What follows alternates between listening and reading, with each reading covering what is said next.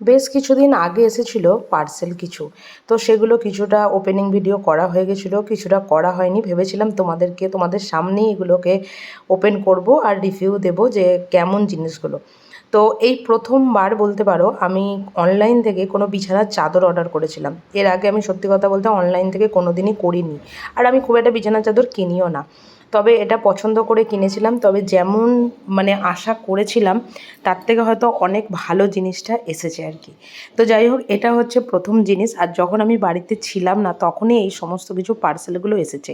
আর আমার ব্লগিংয়ে বা অনেক ভিডিওতে তোমরা দেখেছো যে অলরেডি এই বিছানার চাদরটা আমার পাতা হয়েও গেছে।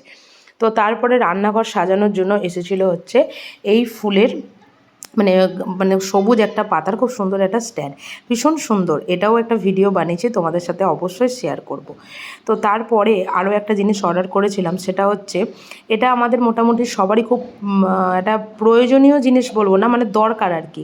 সেটা হচ্ছে যে অয়েল রাখার যে জায়গাগুলো, সেগুলো মানে একটা পার্টিকুলার একটা জায়গা হলে খুব ভালো হয়।